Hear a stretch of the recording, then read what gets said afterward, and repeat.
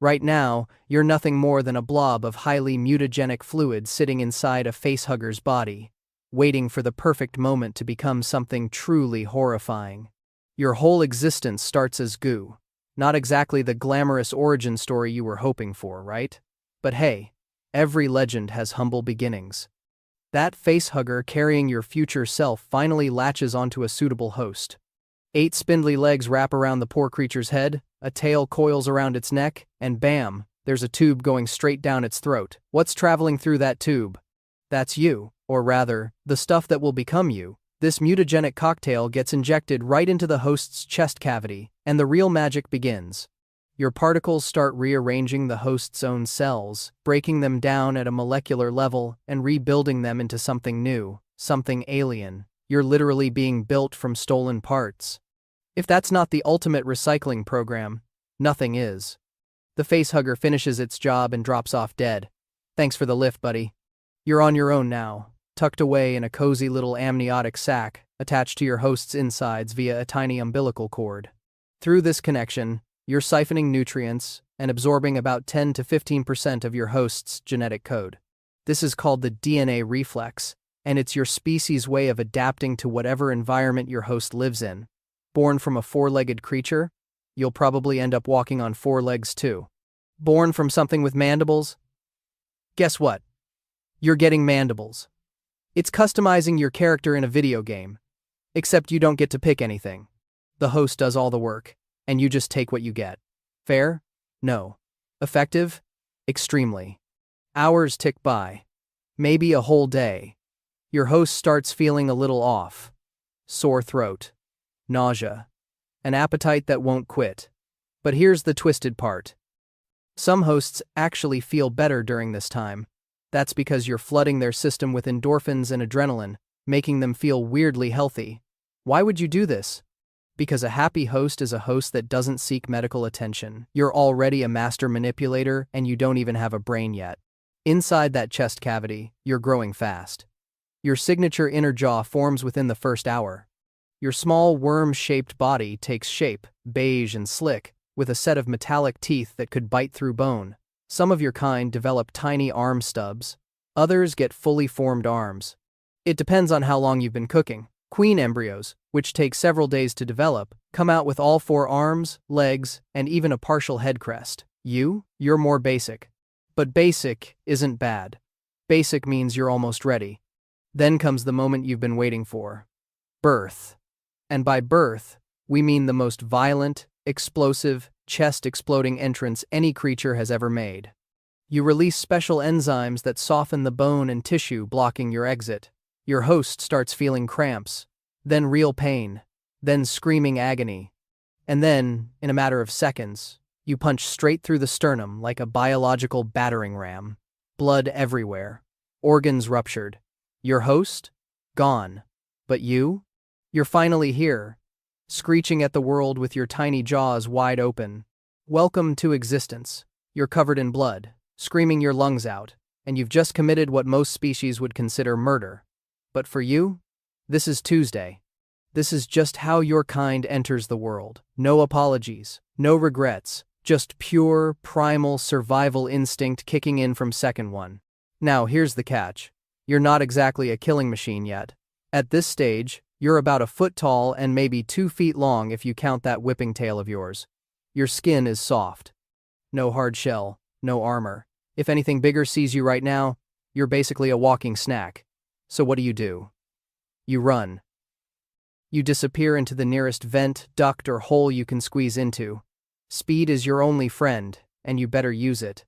Those first few minutes after birth are pure chaos. Everyone around your former host is screaming, panicking, maybe reaching for weapons. You don't stick around. Your tail propels you across the floor at shocking speed. You're flexible enough to squeeze through gaps that seem impossibly small. That ventilation shaft? Perfect. You vanish before anyone can even think about chasing you. Once you've found a hiding spot, you start eating. Anything organic works. Bits of leftover tissue from your dramatic entrance. Random scraps you find in the dark. You even consume raw metals to bulk up. Your body is a furnace that burns through fuel at an insane rate. Scientists observing your kind have noted that growth is actually visible to the naked eye. That means if someone were watching you, they'd see you getting bigger in real time. Creepy? Absolutely. Efficient? Even more so. As you grow, your body starts changing. That soft baby skin begins hardening into something tougher. You shed your outer layer, or spin yourself into a cocoon, depending on your mood and surroundings. During this transformation, you expel a dark, thick foam that surrounds your body. The molting process is the clearest sign that you're nearby. Any smart creature looking for you would recognize those discarded skins. Luckily, most creatures aren't that smart. Hours pass, maybe less, and suddenly, you're not a chestburster anymore. You've graduated to full xenomorph status. Your body is now covered in a hard mesoskeleton that can shrug off small arms fire. Your elongated skull, your secondary jaw that shoots out from your mouth, your blade-tipped tail, everything's in place. You went from goo to apex predator in less than a day. That's faster than any meal delivery service. Other creatures spend years growing up, learning to walk, learning to hunt. You skipped all that. You were born ready. Well, almost ready. That brief chestburster phase was your only moment of weakness. Now you're a full-blown nightmare on two legs. But what now? That depends on the situation. If there's a queen nearby, you fall in line. You become part of the hive, hunting prey, dragging back hosts for more facehuggers, and defending the nest with your life. The queen controls everything through pheromones and sheer authority. You don't question her, you just serve. If there's no queen, well, things get interesting. Without royal leadership, one of your kind might undergo a transformation into a praetorian and eventually a queen herself. Maybe that's you. Maybe you're destined for royalty, or maybe you're just another drone who gets stepped on during a territorial fight. There's no way to know until it happens. Your days are now spent hunting. Your senses are razor sharp. You can detect prey through walls, track movement in complete darkness, and strike with precision that would make a surgeon jealous. That elongated head of yours isn't just for looks. Inside that dome, your brain processes information at incredible speeds. You know where your prey is going before they do. You set up ambushes in dark corners and wait with the patience of a statue. When they walk by, strike, grab, drag, done. Your acidic blood means that even if someone hurts you, they're going to regret it. One splash of that yellow goo and metal melts, flesh burns, and screams echo down corridors. You're not just dangerous, you're a walking biohazard with attitude. The hive grows. More hosts get dragged in. More facehuggers do their thing. More chestbursters make their grand entrances. The cycle continues, and you're right in the middle of it, serving your queen, expanding the colony, and making sure your species thrives. Life as a xenomorph isn't complicated.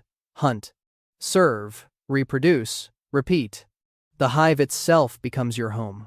Walls get coated in a thick, resinous secretion that your kind produces. This goo hardens into a biomechanical structure that looks absolutely terrifying to outsiders. Hosts get cocooned to these walls, kept alive just long enough for facehuggers to do their work. It's brutal, it's efficient, it's home.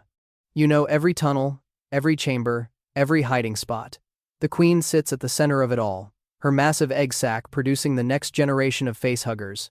You guard her with your life because without her, the hive falls apart.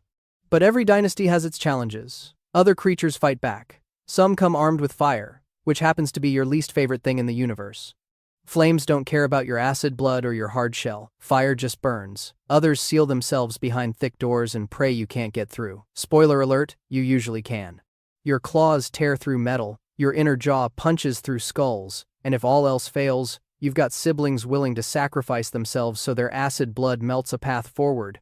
Teamwork makes the dream work, even if that dream involves a lot of screaming. Your intelligence grows with every encounter. You learn patterns. You set ambushes. You communicate with your siblings through clicks and hisses that form a language only your kind understands.